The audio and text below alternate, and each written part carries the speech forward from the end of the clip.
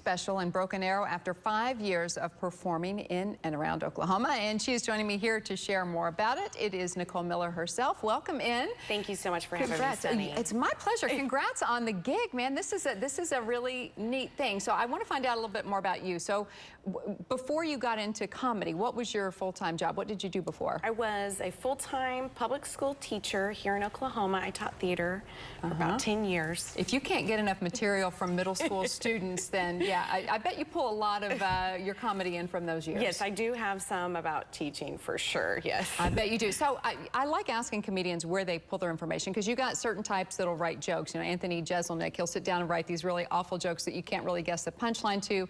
And then there's others, Tom Segura and Bill Burr, they pull their own life stories in with their kids and their families. What do you draw on for your comedy? It's definitely personal. I definitely get stories from my life, and I do have 3 kids and I'm married, and so I draw a lot of comedy from just real life. Okay, so when you finally made the decision to, do you still teach or did you stop? I'm still certified and I substitute teach, so that way I can do gigs and still teach. That's what I was going to ask. So when you were finally ready to say, okay, I'm good enough at this now, I feel confident enough in my skills to finally do this full time, was it a big jump, or were you just, yeah, I'm ready to go? Right now it's been a very gradual thing for me. And I was home already with a baby, and so I was getting a little bit restless, so I started doing comedy when I was kind of a full-time mom at the time, so. Okay, so how did you make this particular special happen? How did you get pulled into being able to record a special? I just know the right people, I guess. Yeah. For whatever reason, they liked what I had to offer, so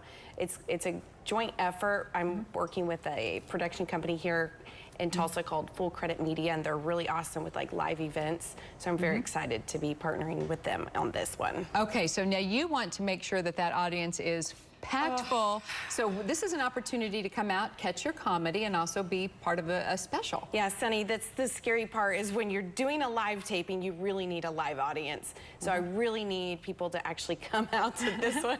Please come out. I think it'll be so cool because we have a full production with lots of cameras and really high quality stuff, so it'll be really cool to see. Right. And then perhaps your reaction, if you're in the audience, could be on camera and be streaming with my special. So I think it'd be cool to be in the audience. I agree. I wish I were just in the audience on this one, honestly.